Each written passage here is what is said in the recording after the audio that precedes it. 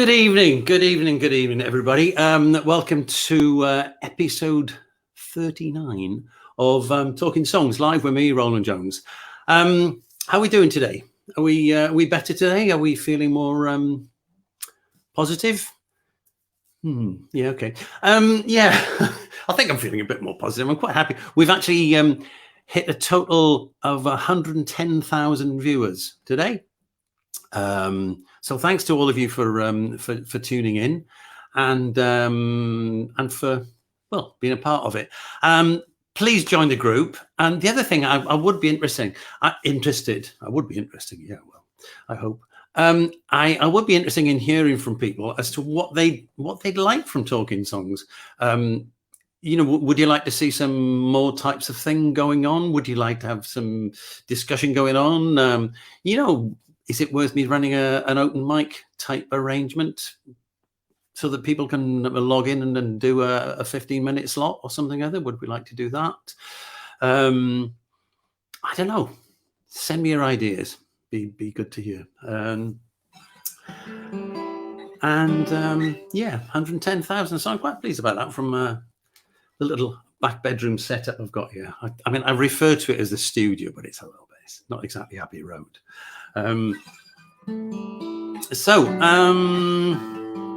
There's a very special link between myself and this evening's guest, which you can probably guess. I hinted at from the t-shirt. I've got a red one of these, but I tend not to wear it because people in Manchester tend to think it's something to do with Manchester United, which it isn't. So I have to be cautious about that. So I'm going to start off as usual by giving you a little tune. This is called How It Is.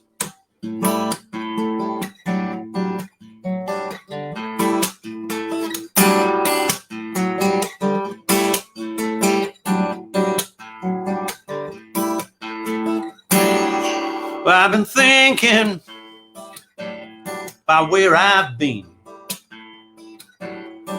places I've been to, and the things I've seen. Made decisions by people I've met.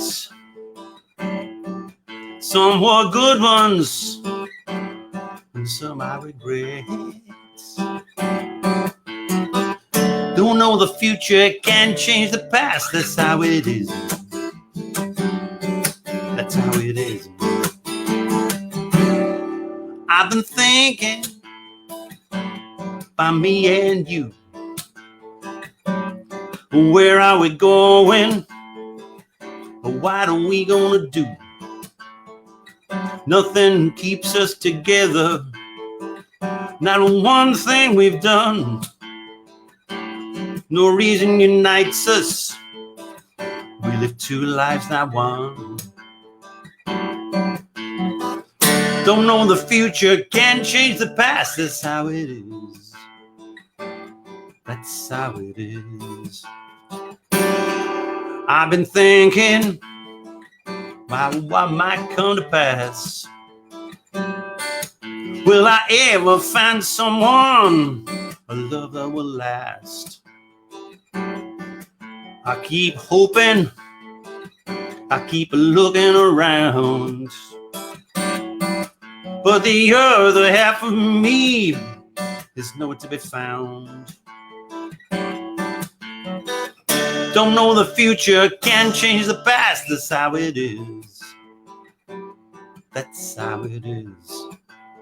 I have been thinking about what might have been. Could have been a different story. Cut to a different scene. A little less adventure. Might have been less fun. But I could be settled down instead of still rambling on. Don't know the future, can't change the past. That's how it is. That's how it is. Can't tell the future, can't change the past. Can't tell the future, can't change the past. That's how it is. That's how it is. That's how it is right now. That's how it is.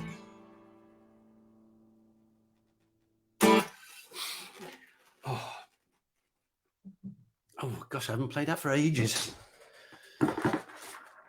It's frightening to look back and realize I wrote it 11 years ago. Dear me. Anyway, so yes, what's the link then? Well, the link is this man here. This man is Robbie Reay. Fair dues to Robbie, he stepped in almost at the last minute to do this because we had to move things around for various reasons. And I dropped him a line and said, can you do next Tuesday? And he said, yeah, no problem, mate. No problem, mate. So let me introduce you to, where is he? Robbie Reay. Hey, good evening. How are you? I'm fine, mate. How are you doing? Yeah, great. Thank you. Really good. It's a bit blustery out there, but we're all right. Is it? Yes. Yeah. It's funny because I kind of assumed that you were actually in the northeast, but you're in the northeast, really, aren't you? Yeah, a little bit further north, just north of Berwick upon Tweed. Right. But the wind so you must be like it took my hair off. That's serious wind. I was going to say I had beans for lunch, but I won't go that route. That's yeah. The bond we have is the fact that it turns out that in the same year, in 2016, we were both in Clarksdale, Mississippi, and without any prompting, we both put appropriate T-shirts on, which was bound to happen, really. We were trying to do a sound check the other day, which is about like a couple of half a verse of this and half a verse of that, and an hour and 25 minutes later we'd finished the sound check, which I think was down as a record for me. Me too. So Robbie, okay, the blues, when did it start for you and how? Okay, well, I mean, the blues started from a really young age, but without knowing really. Because I was involved quite heavily in the club circuit with rock and roll.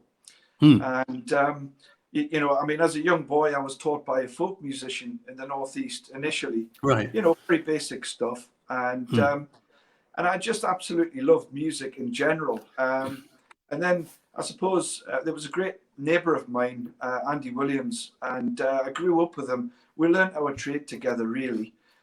We dabbled with guitars. We did our first recordings on reel-to-reels because people just threw them out. And we went to the local rubbish tip with our parents to tip the grass cuttings.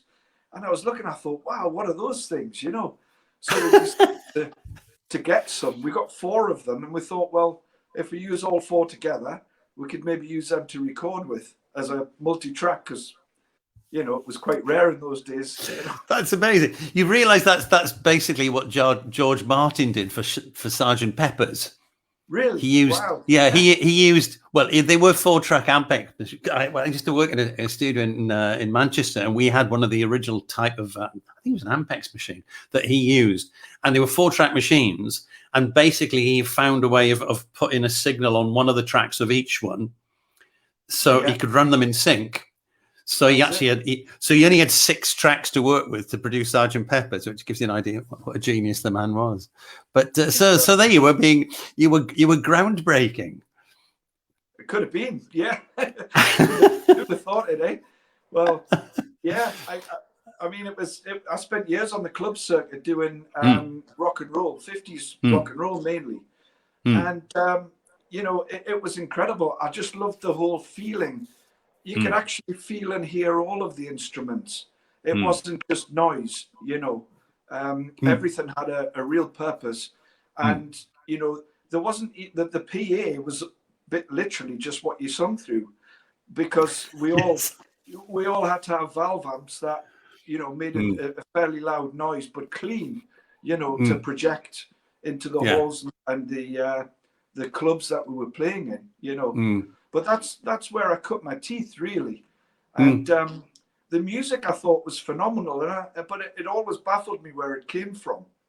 And I thought it must have come from somewhere. it's so amazing. It's almost like back to front. Most people start with the blues and go into rock and roll and beyond. Maybe that's the way it used to be. But for me, my journey started with hearing these sounds and thinking, wow, there's something really deep in amongst all of this, you know? And I was playing in a club, and this guy came to me in the interval and said, would you like to play in my blues club in London? And I was just a Geordie, wet behind the ears, you know, still green with the music stuff. And stupidly, I said, well, I'm actually quite happy just playing rhythm guitar in this band, but thank you very much. And I didn't know what he meant. And he said, well, you're a great blues player. I said, am I? He said, yeah, you're a great blues player. I said, well, I'm just playing rhythm in the rock and roll band. You know, I said, that's what I'm doing. And to be honest with you, that bugged me for years. You know, I didn't really know what he meant, you know. So he must have thought that I had some kind of feeling to it all and really got into it, you know. So that's kind of where it started, really. Yeah, you know? Excellent. No, it's interesting that he picked you out as being a rhythm player, because it's one of those things that I've always been convinced of, is the fact that the thing with the guitar is that it is essentially a rhythm instrument.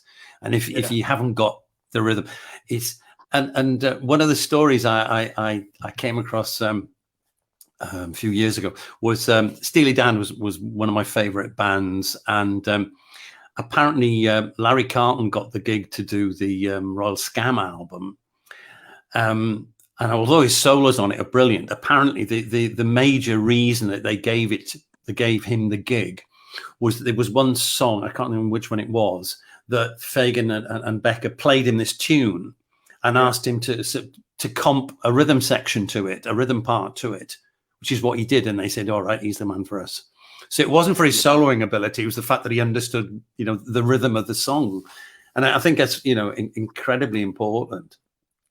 Absolutely. So, and certainly in the style that you're playing. Well, I tell you what, give us a tune. Okay, yeah. Well, I managed to write an album in this strange time that we're in at the moment, and I called the album Up and Down because that's what life's full of, up and downs. And when we're talking about the rock and roll side of things, blues has that groove, you know, the same kind of groove, which is indicative of the style. So I thought, well, tonight I'll play you my song, the namesake of the album, Up and Down, on the cigar box. And that's it. Excellent. There. 4 strings. So I'm cheating a little bit, really, because back in the day they would just use 1 string, as you know. Yes, that's true. Anyway, Up and Down. Clap your hands if you want. Join in, everybody out there. It'd be great.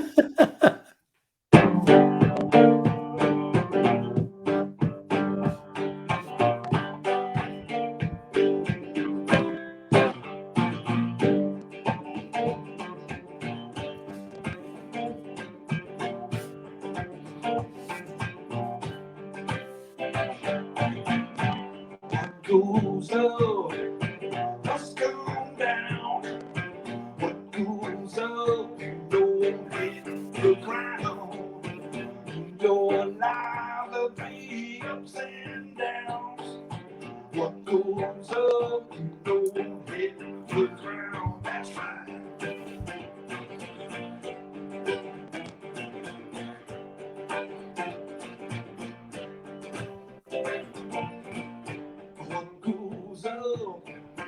It's going down. What goes up, you know, hit the ground. In your life, there'll be ups and downs. What goes up, you know, hit the ground. With a bang. That's right. Oh yeah. Up and down. This is the quiet bit.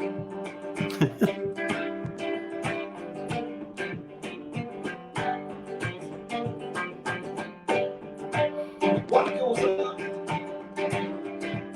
must come down. Hey, what goes up must come down. What goes up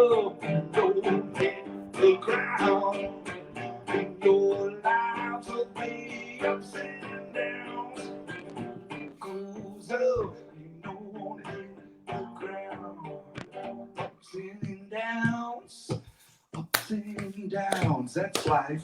Ups and downs, you won't hit the ground. That's the blues. Ups and downs, ups and downs, up and down, you won't hit the ground. Let's run. Yeah.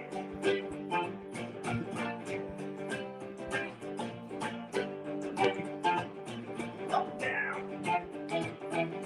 down, up, down.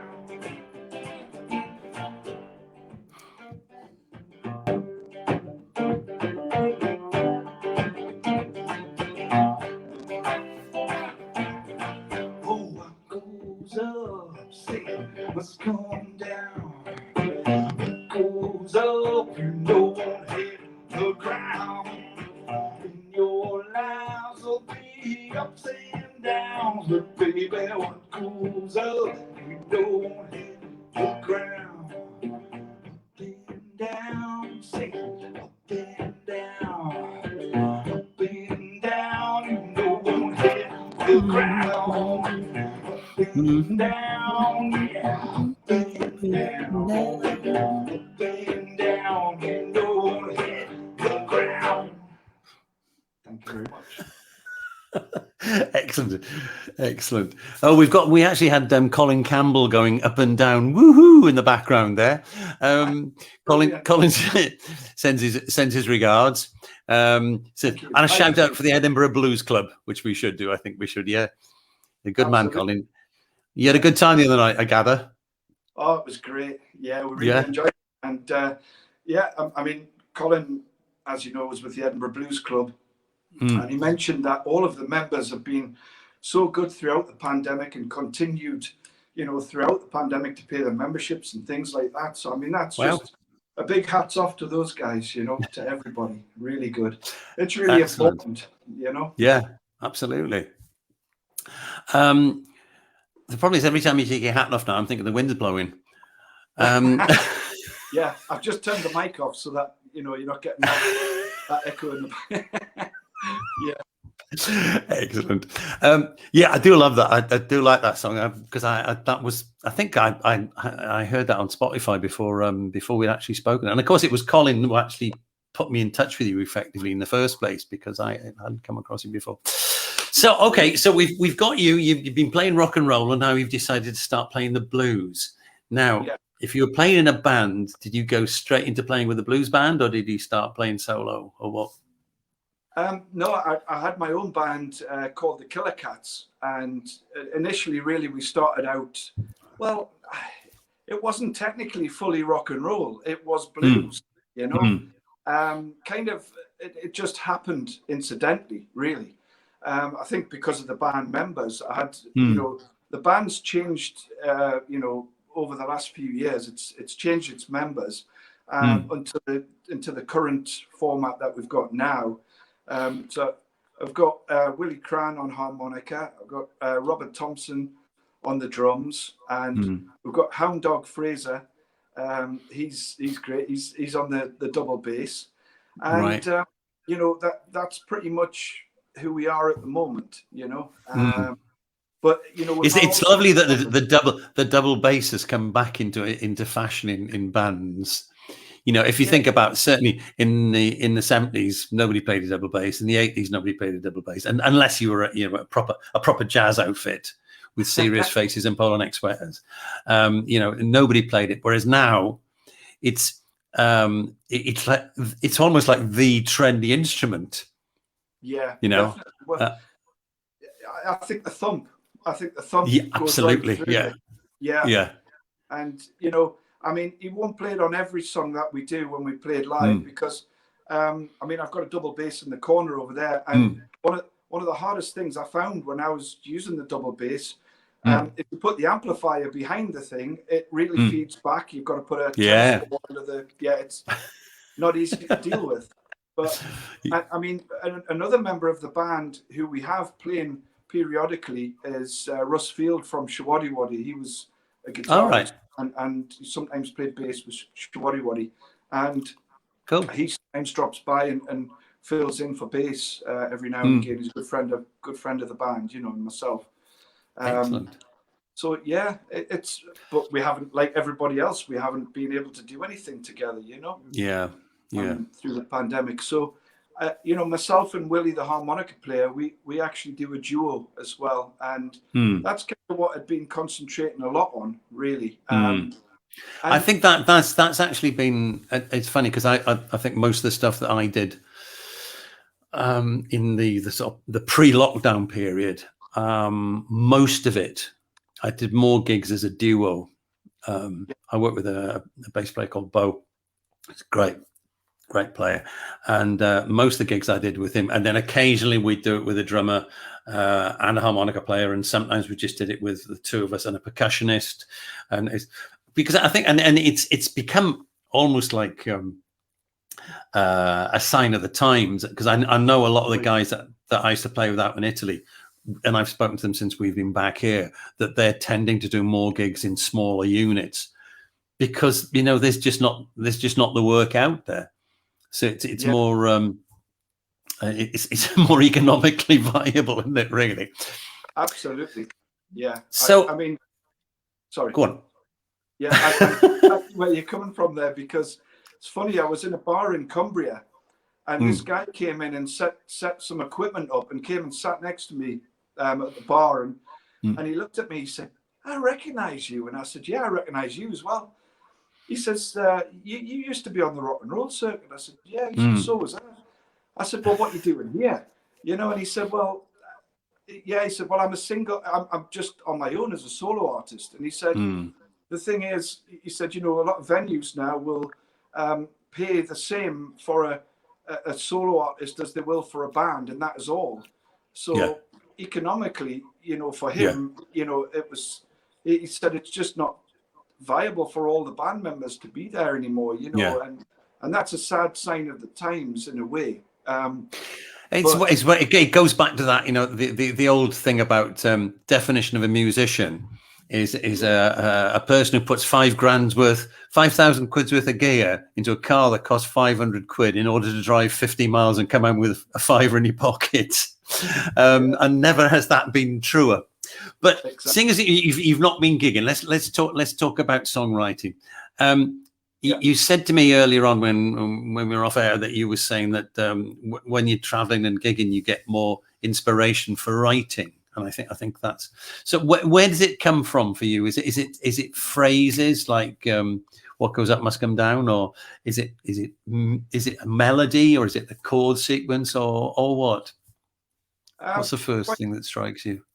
Quite often it's a melody that I'll play, and it depends on an instrument as well. So like the Jekyll Can't Hide, the album, so 3 albums back, Jekyll Can't Hide was predominantly based on this. And it might seem a bit strange, but I think sometimes when you get a new instrument to play, although you don't want to use it on every single track, it can give you a big influence. And it was so different playing the cigar box.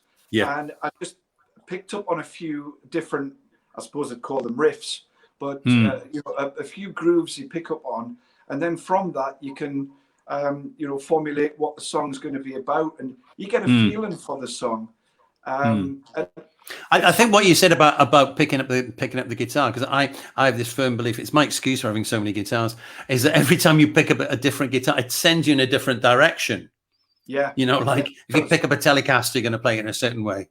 And if you play it with acoustic, and even different types of acoustics, you know, like that the Taylor that I was playing before has a certain sound to it, and the other acoustic I've got is it's a much smaller body, more like a sort of 20s 30s type Gibson, and that sends you to play in a different way, and the shape of the neck sends your hands in different ways as well. Absolutely. But it's interesting. So is it not the other thing is that you're saying that you just got the cigar box guitar at that point? Was it the fact because it's tuned differently to a standard guitar? Was it all part of the learning process, do you think, of learning a new instrument? Absolutely, because I never, I mean, to me, slide and open tunings was a bit like, it was like hoodoo, you know, it was like, woo, you know, and It still is to me. I was trying, I mean, it's like trying to find, well, how on earth do you do it for a start, you know? And people were talking about Vestibule tuning and things like this, and I'm thinking, what's that all about? And where do you put your fingers, you know? So it was really kind of, I mean, this I tuned into open G, but I predominantly use, you know, maybe open D, you know, on the acoustic. And well, I use a whole load of them now. But it was definitely, that was part and parcel of it, the whole learning curve. And I actually, I don't know, I actually crave for hearing traditional country blues. I can't get enough of it. And I just want to hear more of it. And I actually want to hear more from the musicians who played it back in the day. And of course, a lot of that footage is sadly, you know, non-existent, you know. But for the you know, main part, I mean, I just love it, because also back then everything was a lot slower. Everything was a lot more straightforward. You know, nowadays you've got to be really careful. I mean, certainly with lyrics as well, because some of mine are quite risque at times, and a bit like back in the day. You know, you've got to be aware of what you can get away with.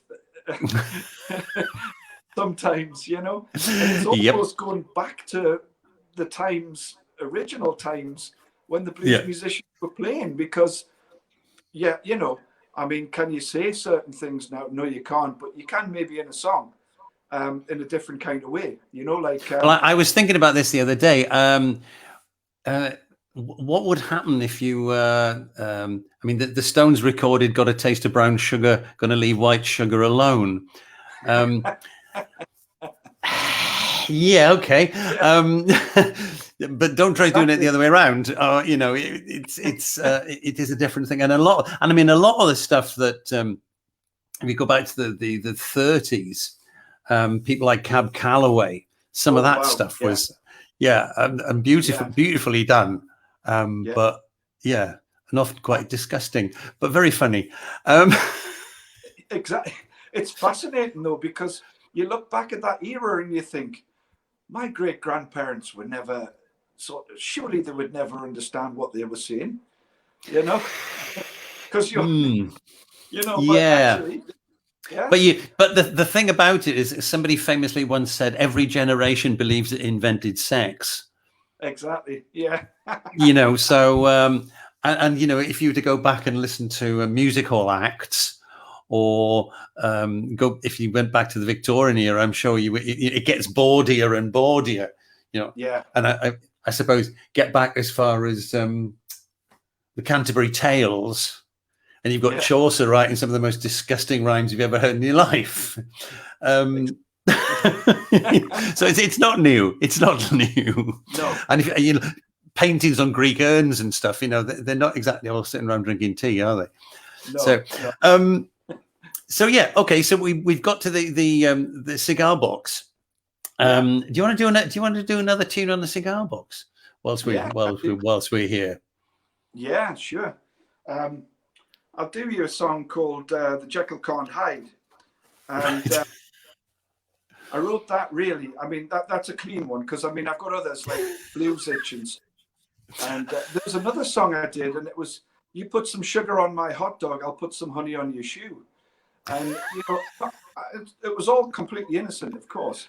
But it was "The Jekyll Can't Hide" was the namesake of, you know, a previous album, and really, it's about actually treating people nice, because, you know, in life you get a lot of people who just want to stab you in the back, especially when you're at work. And like I said to most people at my gigs, I said, I don't profess to be like Robert Johnson, you know, and all of the greats. That's why I say I'm contemporary blues, because I wasn't brought up in the early 1900s, 1920s, 30s. So I'm writing about things that, you know, I've experienced in my own life, but whilst paying respect to the genre, you know. So yeah, but I'll play you "The Jekyll Can't Hide," and this is on the cigar box, and this is a good one to join in as as well. I'm sure everybody out there will join me. Colin as well. Yeah, come on, Colin. Yeah. I've got somebody here called Joe Nize, Nize. Is that anybody Excellent. you know? You know Joe then? I do now. Yeah. Nicely put, Robbie. Go for it. The Jekyll can't hide.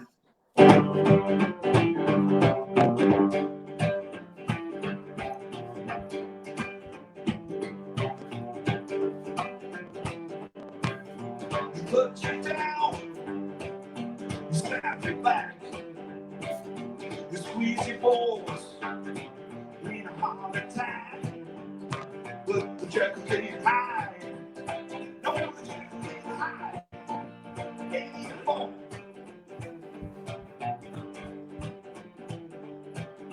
They screw you up and put you down. They tell you lies, just the way it's found. But the Jekyll can't hide. No, the Jekyll can't hide anymore. May the Lord have mercy. May the Lord have mercy on your soul. Well, he's got his posse, the devil inside. He spread the rumors, and then running high. But the Jekyll can't hide. No, the Jekyll can't hide anymore. May the Lord have mercy. May the Lord have mercy on your soul.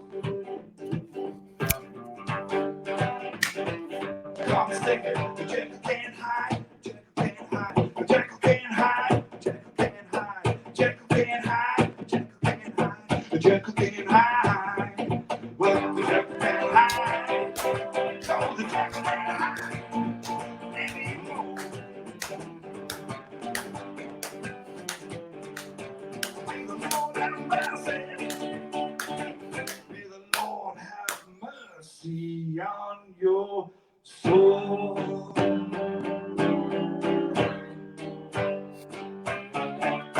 Well, the Jekyll can't hide. No, the Jekyll can't hide. No, the Jekyll can't hide. 'Cause the Jekyll can't hide.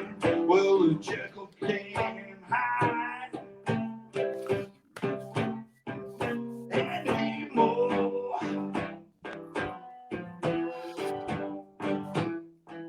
So may the Lord have mercy. Come on, everybody, say it. Have mercy. Say it loud. Have mercy on you.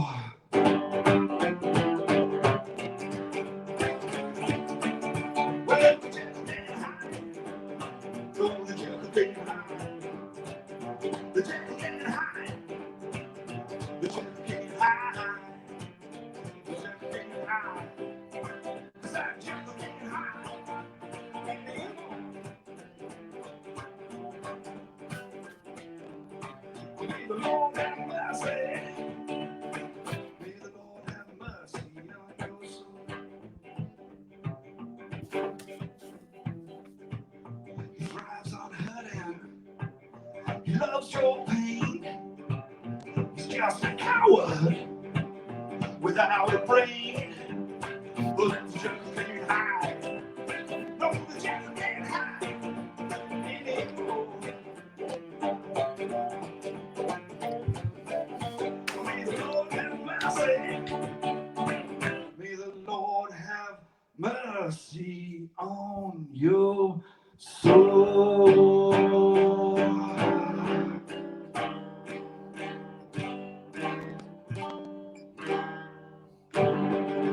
Jekyll can't hide. Excellent. Excellent. Well, whilst you were playing, I got a post here from Colin saying straight from the Reston Bayou. I presume that's your local region. That is a comment from Clive Mellor, who's a great guy, fantastic harmonica player that I work with, and he's put, I don't think George Formby was really writing about confectionery. Excellent, Clive. A good observation. We've got Colin whooping again here. He's having a party there. I think he's. Are you on your own, Colin? Are you under restraint? I actually see him. He's actually outside the window now. He's got a beer and he's going for it. It wouldn't surprise me. It wouldn't surprise me. Yes, where were we? Yeah, you were saying before about how it's contemporary blues because you're writing in a sort of genre, but you're writing now rather than then. Yes.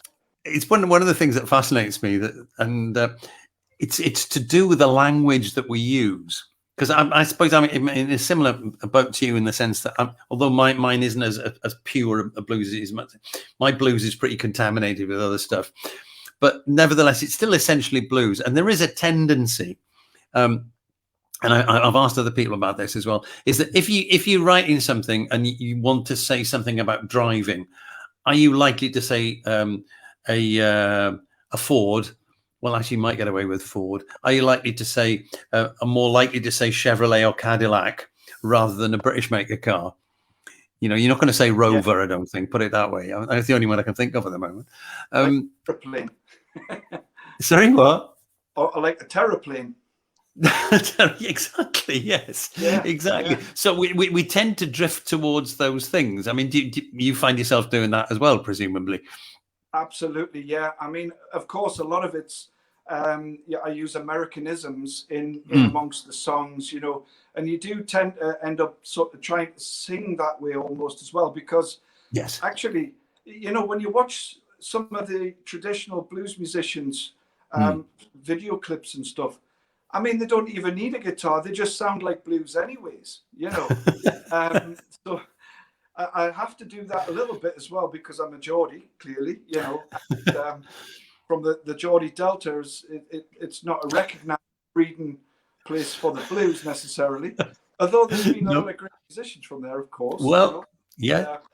Yeah. And I mean, I was in a place in Newcastle, and there was a guy standing next to me, and you know, unbelievable. I mean, front man of AC/DC stood next to me in the bagel shop, you know, and you know, and Mark Knopfler, you know, and all these amazing people. But and a strange thing happened as well. And Eric Burden as well, I feel we mentioned.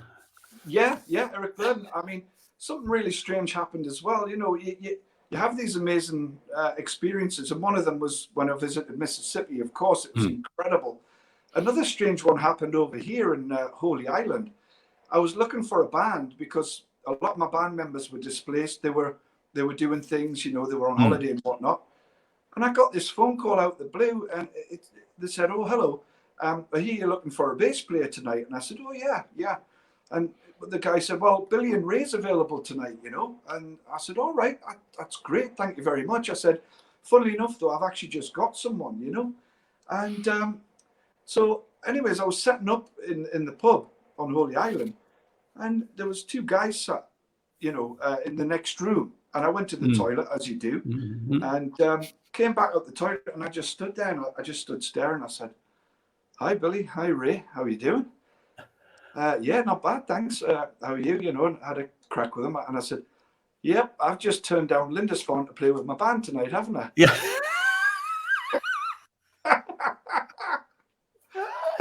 Excellent. You know? Oh, that's brilliant. Yeah. It's classic, but you know, these people, these musicians, the majority of them, everyone I've met are really, really genuinely nice people. Yeah, you know, and want to play. I mean, I don't know if you've heard the stories about Robert Plant and Jimmy Page. Yeah. Who quite often go out and sit in pubs and play as Bob and Jimmy. Yeah. Not Bob and Jim or something. I can't remember what it is. Just because they want to do it, you know. Exactly. And I know what used to be my local when I was still living in Swansea was Spencer Davis used to turn up there. Wow. Quite regularly on a Saturday night and just pick up his guitar and, and play just because he wanted to play, which is lovely because it's a kind of a relief to know that these people aren't just in it for the money. Definitely, yeah. You know, when you see sort of some of the especially some of the rock giants, you know, like Pink Floyd and people like that, and you see that some of them really, I think, I may be completely out of place saying this, somebody like Nick Mason seems to be more interested in collecting Ferraris than he does in playing music. And I find that kind of a little bit strange. Yeah. In the sense surely you didn't go into it just to make stacks of money. I don't know. Well, but yeah, I mean, that wasn't my aim at all. You know, I mean, it would be very nice for it to transfer into lots of greenbacks, but you know, I'm in it for the love, you know, and I think that's part of it. You know, you have to live with it, don't you? You have to live in it and live it to, you know, and that's part of the songwriting. When, you know, and going back to what you were saying about, yes, I add Americanisms into it, because I think that's kind of, you know, tipping the hat to the originals and not coming too far away from what, you know, what it's really all about. And I think also with the sort of the mechanics of it, I think the phrasing of it as well. I mean, there is no way in the world that in normal conversation I would say ain't. I would say isn't. Yes. But in a song, there is no way I would. Very unlikely to sing isn't. I'd be more likely to sing ain't, because it has that sound that fits with the genre of music, really. That's where we go, isn't it? Yeah, no, that's definitely right. I mean, you know, there's a song that I wrote on this latest album, and it's "Ain't Got No Biscuit." You know, you know, it doesn't sound quite the same. Haven't got my biscuit. You know, and you know, I think maybe, you know, like Mark Knopfler got away with "Way I Man," didn't he? You know, and he wrote a song about it. You know. But yeah, trying to get, you know, I do get that. Yeah, it's very. It's. I know I've quoted this before, but obviously not to you. That I worked in a band once where the opening line of a song that one of the guys in the band had written was "I got to Matlock just before the break of day," and it wasn't, you know. It just didn't fit for me, I have to say. You know, it wasn't Albuquerque and it wasn't Mississippi. It just didn't sound right. But, right, and I think it's time for another song. What do you reckon? Well, let's go for the guitar now, are we? Right. Can we just check the level before you start with this one? Because you sounded a little bit quiet on some of the last one for some reason. I don't quite know why. It looks quite level to me. Everyone a winner, everyone a gem. Oh, there's plenty of volume there. Yeah. Hang on a minute, that's better. Yeah, loads of them. Happy with that? Yeah, I think we'd be all right there. Excellent. Well, this song's called "Ain't Got No Biscuit," because I thought I'd use this guitar because it hasn't got a biscuit in this guitar. It's just a regular acoustic. Little technical gag there for the guitar freaks. Well, this actually went to the Crossroads as well, and it went to more than one Crossroads when I was in Mississippi. So yeah, this has travelled, this guitar, and it's kind of my go-to in a strange kind of way. But "Ain't Got No Biscuit."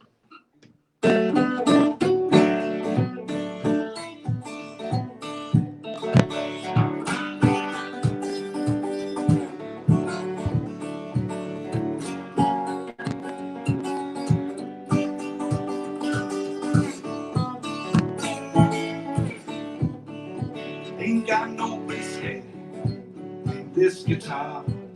Got nobody won't get me far. Oh Lord, please don't tell me what to do. Ain't got no biscuit, no money to do. Ain't got no strings in these old shoes. Got no laces can't play no blues.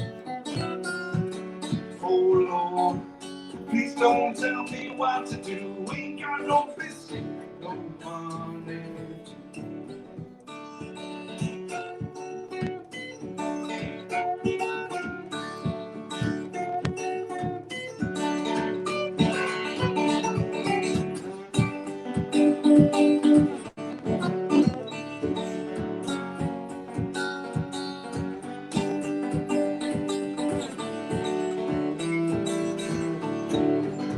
Ain't got no whiskey to ease my pain. Ain't got no romance, ain't that a shame?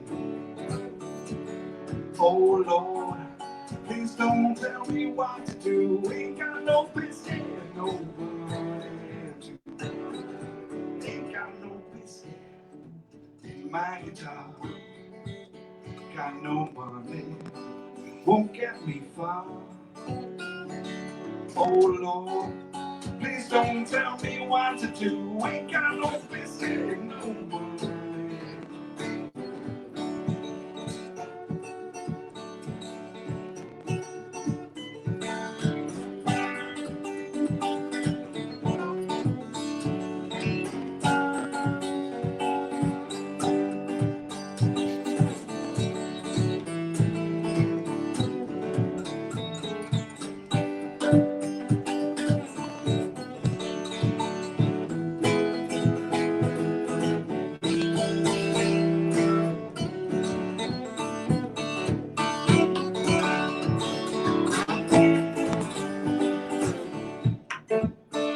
Come on, clap your hands. Ain't got no biscuit in this guitar. Got no money, won't get me far. Oh Lord, please don't tell me what to do. Ain't got no biscuit, no money. Ain't got no biscuit, my guitar. Got no money, get me far. Oh Lord, please don't tell me what to do. Ain't got no biscuit, no money. Got no biscuit. You know it's true.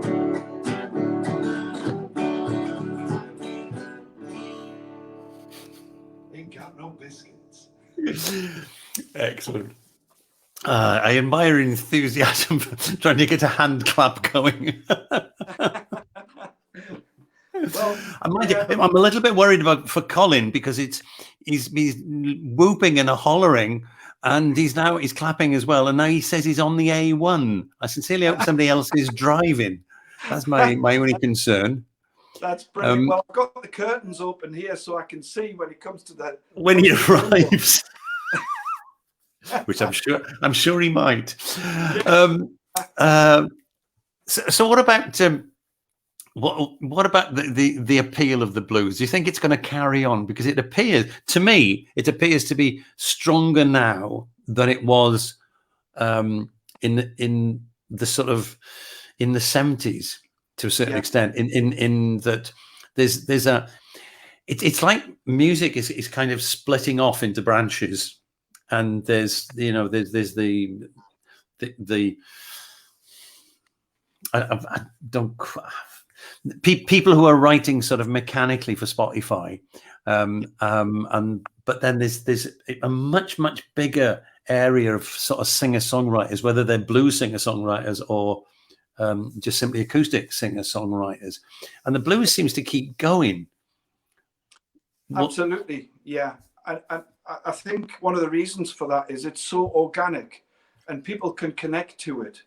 And one of the greatest things that I get from blues is it's real. It is real music. And there's no, when you're going out as a musician, especially as a solo musician, I've never done it, but you can imagine that, I don't know if I'm allowed to mention it, but the Chippendales on stage, they're naked, and that's how you feel when you first go out and do it. You feel completely naked, and exposed. You're selling your soul almost to the audience because you're telling them about your life story, and it's really humbling when I've had so many occasions when I've been to gigs, and there was in the Lake District, there was a couple stood at the bar and they were watching and listening. Mm. And at the end of the night, the lady came up, gave me a hug and said, "I feel your pain." And she was crying. And, wow. And there's people, and the same gig there was people that said, "You know something? I haven't had such a great time in about a year." They said the emotion was there because you've got happiness, you've got laughter, because there's a lot of innuendo. I had them doing a conga around the whole place. With a blues conga. I mean, and I've had so many comments like that. And I think that's because it's real and you can connect with the audience. And that's something that I've really suffered from during the pandemic. I thrive on interaction, and I think, that the audience loves it as well. We had a bag of fruit, which we used to hand out, we had to sanitize them obviously afterwards in some cases, but we had, shaker fruit, bananas, apples, everything, oranges, you name it. Yeah. And people loved it. And there's a guy called Jolly Roger. You probably heard of him. And he's a radio presenter too. And he comes to the gigs and he sets the floor alight, and he really puts a lot of the youngsters to shame. And they get up and dance, and that's what blues music is all about. But that's the interesting thing, though, is that a lot of 12-bar blues in particular can be quite turgid, frankly, and it can be quite depressing. And that's okay for a while, because there is that emotion involved in it. Historically, there isn't. But a lot of the stuff, especially the country blues, was dance music. Yeah, yeah. The alternating thumb, that bass line was people would dance to it, and I think a lot of people don't quite get that. Yeah, I agree. I really agree with that, because the name, in essence, blues, it's the color blue is a reference to cold, isn't it? And remember, it was a category just purely to sell that style of music.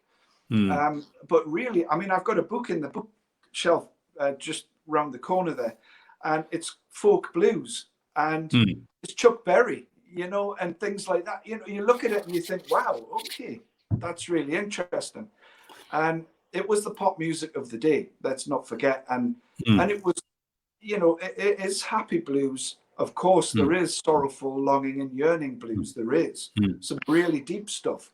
But, I think when you kind of get a grip and understand it and you listen to more and more, it's incredible. It really is. It's changed my life for the better, And the other thing I would say, and if you read Alan Lomax, he talks about the fact that a lot of the stuff that was written about in the early blues, which was, and my baby done left me, my baby treated me bad, all that sort of stuff. A lot of it actually wasn't aimed at any sort of partner. It was actually aimed at the bosses, where these people used to work. But obviously they couldn't risk, singing on a Saturday night how much their boss was a bastard. So they transferred it into like personal relationships, and because that was a safer thing to do, and that was something I have to say I didn't realize until I read some Lomax's stuff. But it's funny though that as we've both said, that it still relates to people today. Absolutely, yeah, it really does. It resonates in every walk of life because it's real and it's real life, and that's probably why I love it so much personally. Because why would you want to be, no disrespect, but if you see somebody who's very, not had a lot of experience in life, put it this way, singing a song about love and this, that, and the other, it's not always, well, Steve Wold, C6 Steve, he said, if you're going to write a song about a bottle of red wine, you better bloody well drink some. and that's it, isn't it? you know, you've Yeah, got to have conviction with it, you know. And it's funny you say that about alcohol, because there's a thing going on at the moment called there's a site called a group on Facebook called Talent is Timeless, and it's basically a songwriting competition, but it's aimed purely at people who are 50 and over. yeah, And I posted a couple of songs on this, and there were 7 comments on one particular song, and every one of them referred to alcohol. Every one, although there was no alcohol mentioned in the song, they all said, "Oh, I could imagine myself listening to this drinking a glass of bourbon, or I can imagine this with a glass of whiskey in my hand." And I thought, am I conveying something there about me somehow or other? He said, reaching for a glass. He said, reaching for a glass of beer. Oh, cheers! Yeah, I just had one before, but it doesn't make you a bad person, I think. It's interesting you should say that, because a baby wasn't just necessarily their other half or whatever.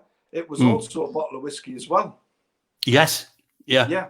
Well, not necessarily the whiskey we know. You know, the old the moon's out tonight, moonshine. You know, the moonshine stuff. Yeah, the gut rot. Yeah, but oh, definitely. But the other thing about that, I mean, they were. I mean, for example, I can remember somebody explaining the expression "canned heat." Do you know what that? Yeah. If it was a guy called Mike Cooper, who's a great country blues player, British guy. He explained this in a gig I saw him do 40 odd years ago, and he was saying that canned heat was actually, it was a substance called storno. Is that right? Yeah. And it was actually a thing used for grinding valves in vehicles, and it was actually graphite in a suspension of alcohol. Yes. So what they would do would be to oh God, it sounds revolting. Strain off the graphite and then drink the remaining alcohol. That's right. I mean, sterno. Yeah, Clive. We've got a thumbs up from Clive there. And of course, the other one which was the thing that the jazz musicians were into, was, you know, those Vic things you stuff up your nose when you got a cold, those long things. Well, they used to. I hope not. But apparently what they used, I can't remember what it was in it, but what they used to do is they would buy these, unscrew the bottom and take out the lint that was inside and drop it into a cup of black coffee, because I can't think what was in it, whether it was I don't know, something nasty, but probably I think I'll stick something. Yeah, but I think it was something stronger than that as well. It was something lethal, which is very, very scary. Would you like to do another song for us? Yeah, actually, I might try a little different song just now, if that's okay. I don't know what you're going to do before, so it'll be different anyway. You're confusing me now, Robbie. Yeah. Don't worry, it's all right. It's clean. Well, just thinking about you know, what we've been going through recently. You know, when I want to touch everybody's hearts with this one, anyways, because, you know, we've lost a lot of people, and you know, most of the songs I played so far were really upbeat, and I wanted to show you that, and I want to also show you the other side of blues as well. And this is a song called "You're in My Soul." So I'll give you that song right now. Brilliant.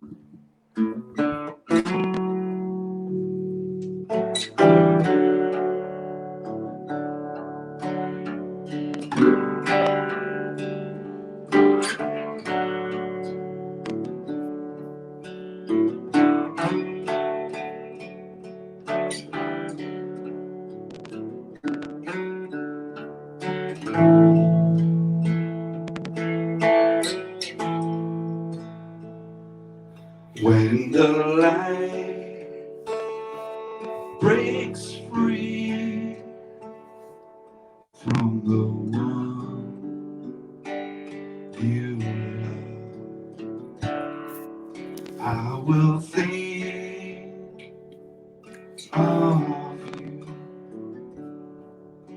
'cause you're in my soul. When the world breaks free from the one you love, I will think of you,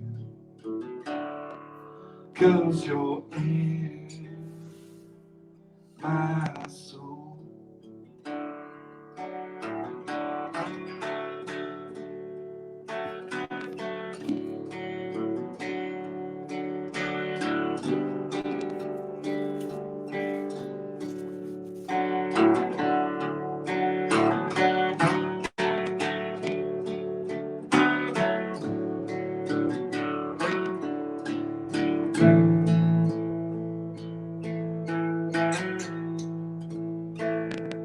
When the light breaks free from the one you love, I will think of you, 'cause you're in my soul.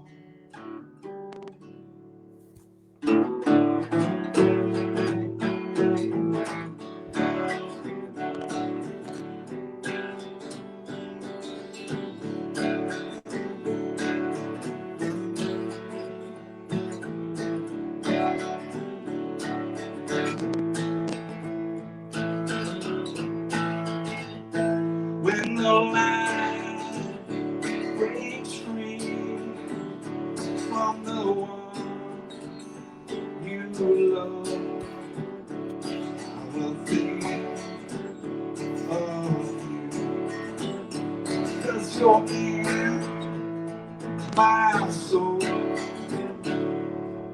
When the light breaks free from the one you love, I will think of you, 'cause you're in my soul.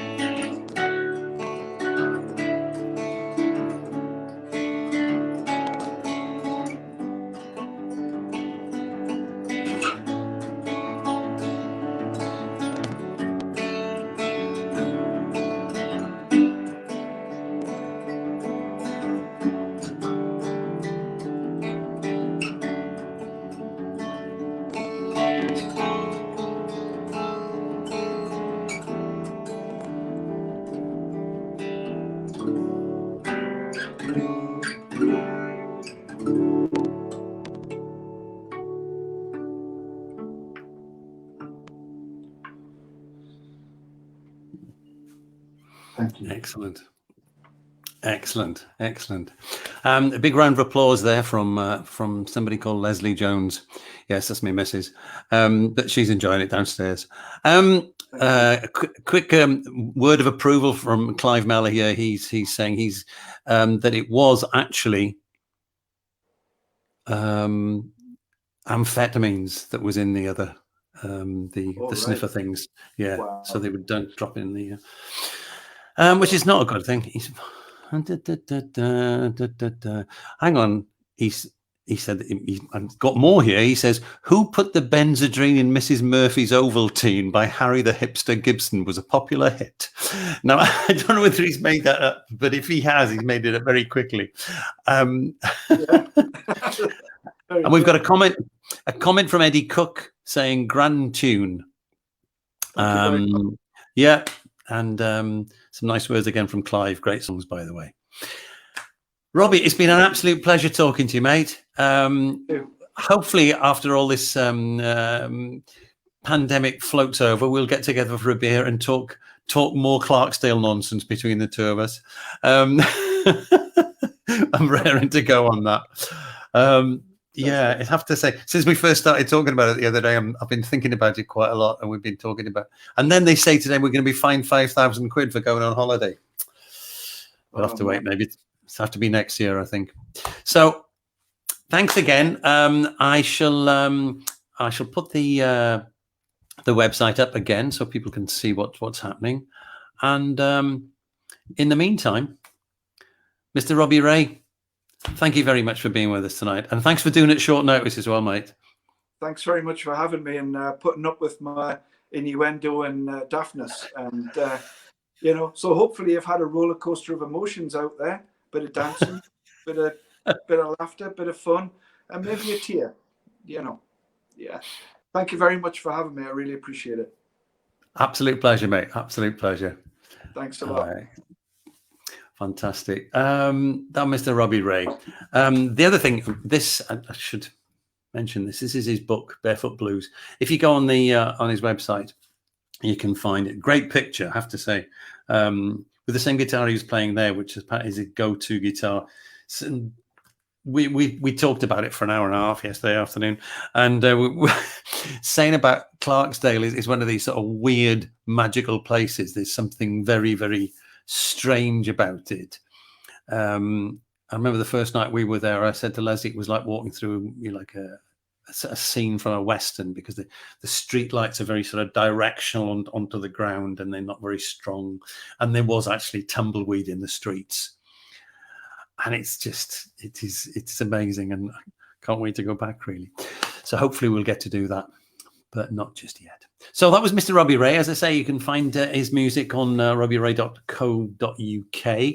In the meantime, I shall be signing off now. Next week, we've got When Rivers Meet. That, again, will be another hour of blues.